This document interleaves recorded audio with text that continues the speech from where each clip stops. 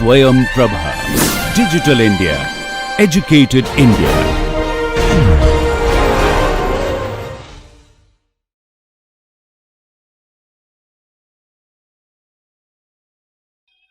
So some producer will produce the plastic packaging material which will be sent to the mobile phone manufacturing unit. Now plastic itself will be produced in a petrochemical refinery which will produce polymer pellets. So if I want to do LCA of a mobile phone and if I want to do detailed life cycle inventory calculations, I will need to know all the details about the petrochemical refinery, such as what is the efficiency of their conversion, what is the quantity of wastewater they are generating, what is the composition of this wastewater, and so on.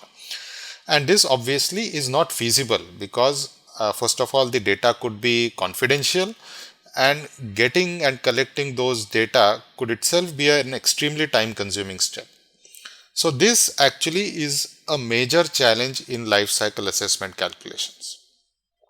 Fortunately, there are options available. Before I talk about the options, this is a more specific example. This is a study that we had done for ethanol, life cycle assessment of ethanol. And as you can see, there are a lot of inputs that we need in the process. Now the biorefinery itself will know how much sulfuric acid or how much ammonia they are consuming or how much diesel is being used for transportation. But what are the emissions for the production of sulfuric acid, ammonia or diesel? This information will not be directly available. In order to get this information, they will need to either do a detailed analysis of the sulfuric acid or ammonia manufacturing process or talk to the producer and so on. So this is a bigger challenge in terms of quantifying the life cycle impacts. So fortunately, as I said, there are options available, and the ideal case is for the company or person doing the life cycle assessment to go back and talk to the consumer, talk to the producer and get all the detailed information. However, very often that is not feasible, and therefore what is more commonly used now is our various commercial databases. So there are commercial databases available which already compile all this information and that you can readily use for your calculations. So there are some commercial databases. There are also some free databases which are often domain specific. For example, GREET is a database that focuses only on the transportation sector. BEES is another database that focuses only on the building related activities, and so on. There are also oftentimes numbers or data available in open literature, such as life cycle assessment studies published in scientific journals or reports published by various companies. Government often come up with their own studies. So these are some of the options. This is again some additional information about the free data sources that are available. I have also given the links here. You can find out more details by looking at the links. Let me also give a simple example using the EcoInvent database. So this is a database that EcoInvent has compiled, and they provide information about all the various products that are commonly required. So if you go, for example, in the manufacturing tab, they have several different classifications of manufactured products. Let us say we are talking about manufacturing of chemicals. So you can say you can go to the corresponding tab, manufacturing of basic chemicals, and so on, and this gives you the detailed list of all the different chemicals for which data are available in the database. And this is a very comprehensive list. You can see this. For example, there is information about ammonium sulfate, aniline, and so on. And this is a fairly comprehensive database. It gives information about textile products, rubber, computer electronics, and so on. Now, what kind of data are provided? Let me give you an example of that also. So let us say we are talking about sulfuric acid. So this is on the right hand side. What you see is the information about sulfuric acid that is compiled in the database. So it clearly says that this is for the production of sulfuric acid, and the functional unit for which data are reported is 1 kg of 100% sulfuric acid. And the input output table here provides all the input and output details. So a typical sulfuric acid manufacturing facility will have all these inputs which are given here along with the quantities, and it will generate all these emissions. So outputs are all the emissions as well as the useful material that you are getting out. In this case, it is 1 kg of sulfuric acid. Another example is for electricity. So this is again electricity production using hard coal. And again, if you go to the input output table, it tells you all the inputs for the particular power plant or a typical hard coal based electricity power plant. And these are all the emissions that are generated. So if I am a user and if I want to do life cycle assessment and I am using electricity as an input, then I don't have to personally collect all the information about electricity production. I can rely on the database to provide the necessary information. So we will see more details about the database when we do a hands-on session on OpenLCA. To summarize the learning outcomes of this module, the life cycle inventory phase or stage, it's conceptually about mass accounting of all the different unit processes. So therefore you need data for every unit process in your product system. The challenging part of this step is getting data which is known as the inventory data for these various units processes, particularly unit processes which are not within your facility. But fortunately, there are commercial and free databases available that help you in getting access to those data. In this module, I will discuss the third step of life cycle assessment, which is impact assessment. So this is the framework of life cycle assessment. We have already seen goal and scope definition and inventory analysis steps. And when I discussed the inventory analysis step, I mentioned that this is the step where we do all the calculations and quantify the resources used, emissions generated and waste generated.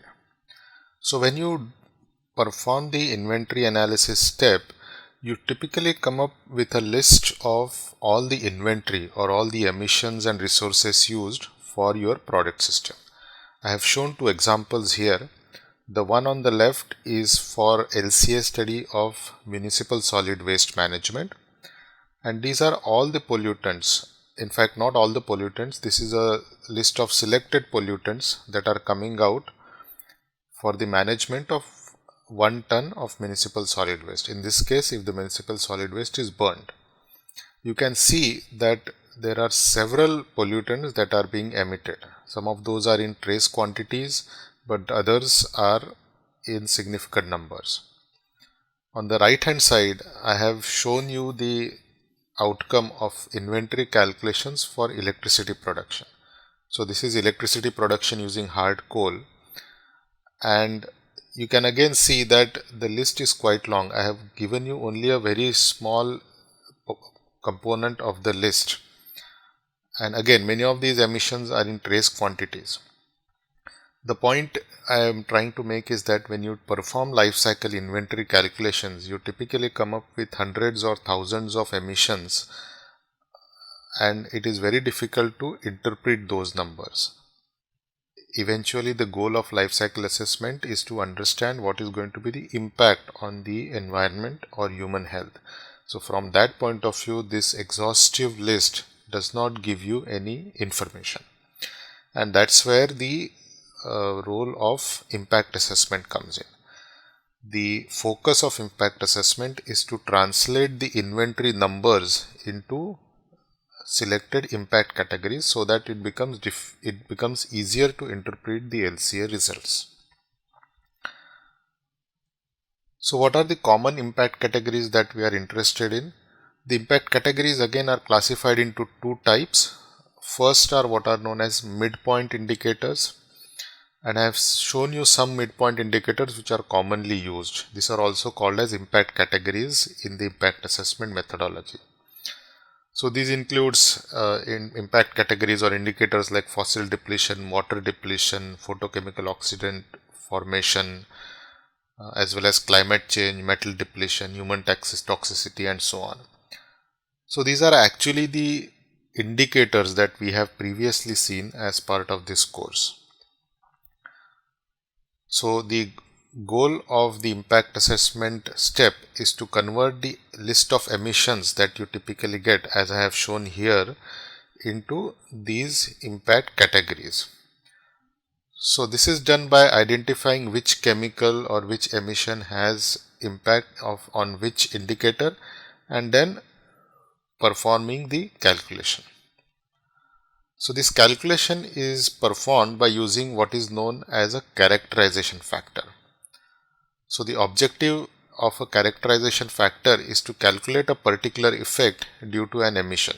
For example, if my product system emits formaldehyde, which is a pollutant. Now we want to know what is the effect of formaldehyde on a particular impact category or indicator, and that calculation is based on the characterization factor. So there will be a characterization factor that correlates fixed quantity of formaldehyde emission to a particular impact category.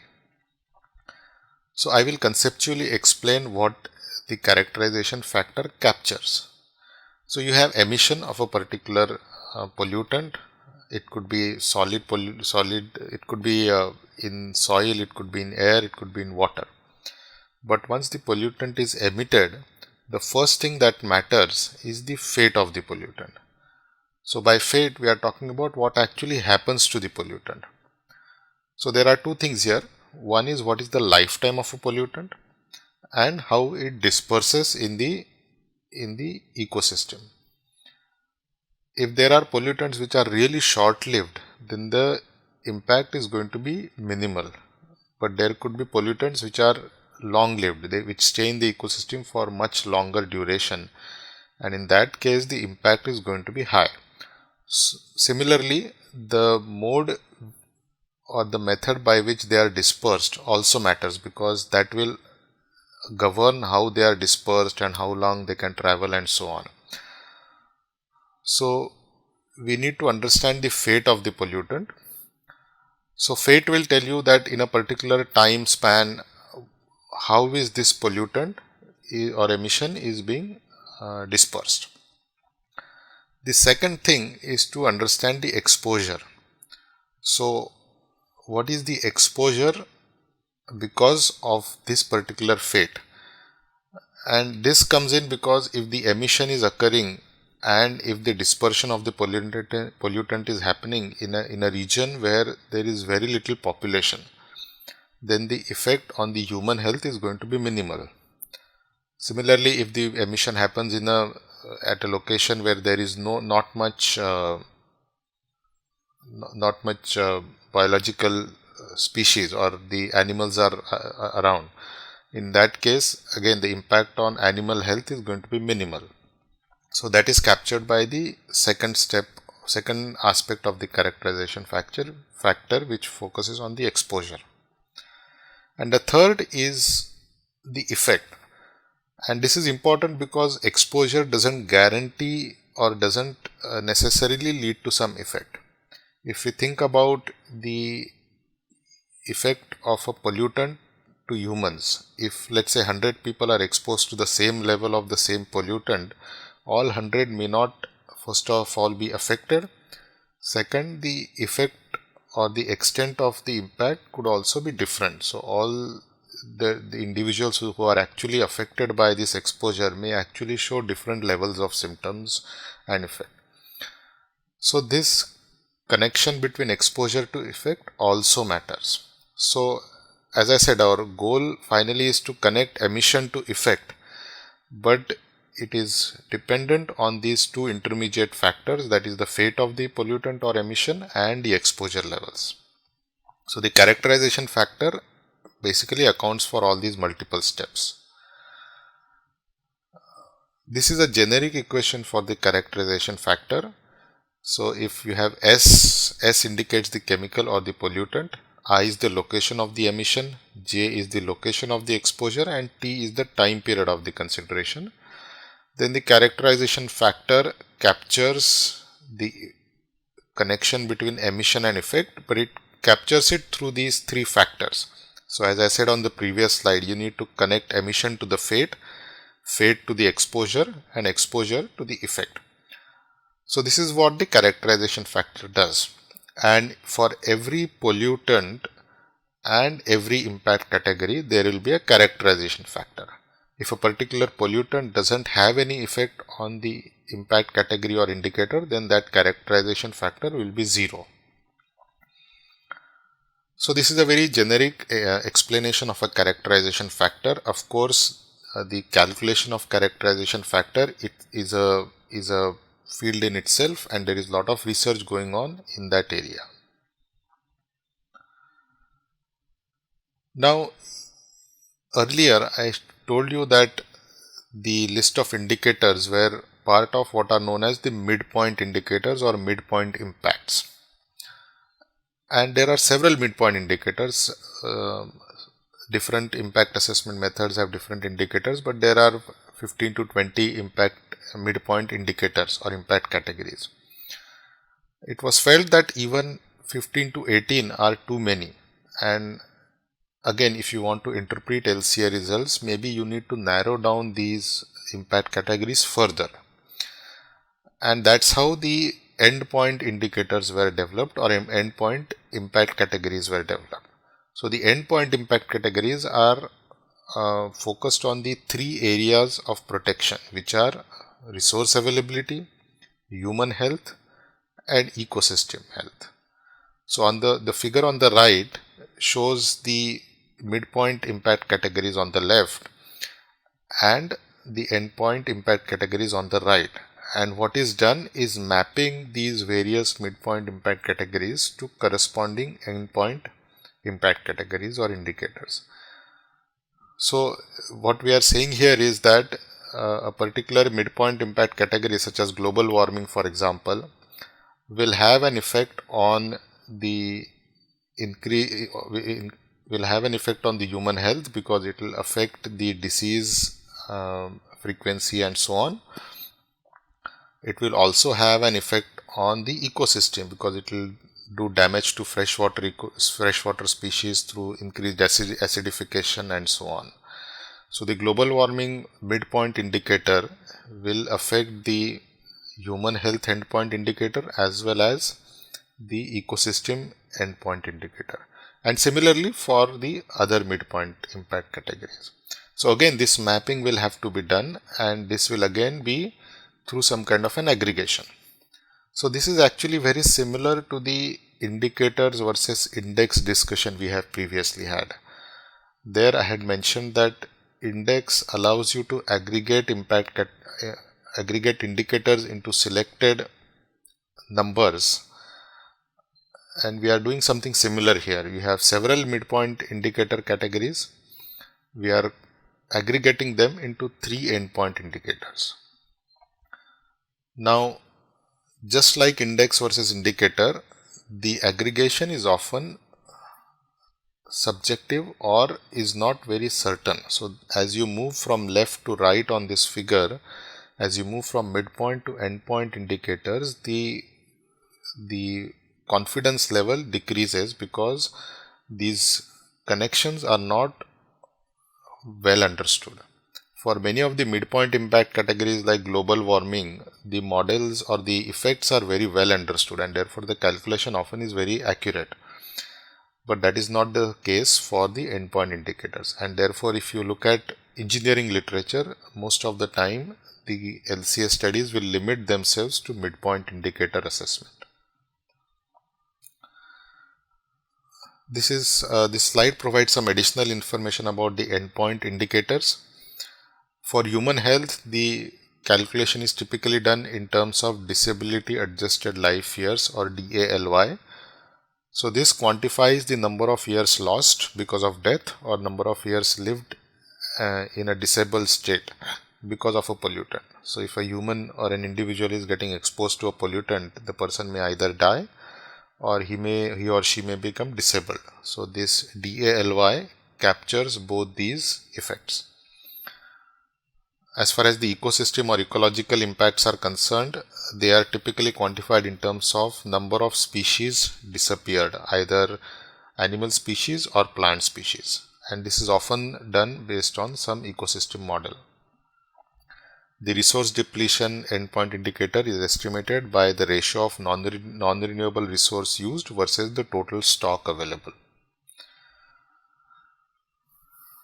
There are several impact assessment methods, and the four most commonly used or most popular methods are listed on the slide. Now the question here is, why do we need so many impact assessment methods? And the reason is that the calculation is through a characterization factor, and the characterization factor is based on some kind of a mathematical model. And whenever you have a model, you have some assumptions. Also, no model will be completely perfect, because developing a model is very difficult, especially for things like these. And therefore, all these different methods have slightly different characterization factors and models, and therefore these results can be different. For commonly used categories such as climate change, the results are often similar because the climate change models are very well understood now. So these numbers typically tend to be the same, but that may not be true for some of the other impact categories. So the important learning outcomes of this module are: first, I explained that inventory data typically are difficult to interpret, and therefore we need impact assessment step. This is done through characterization factors which convert inventory into impacts.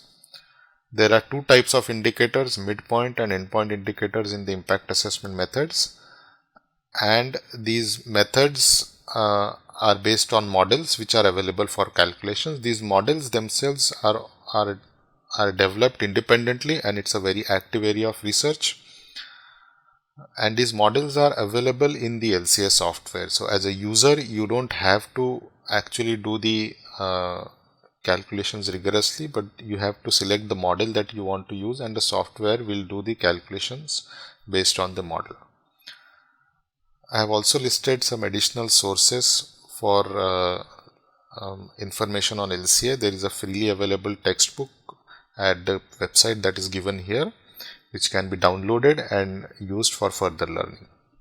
Thank you.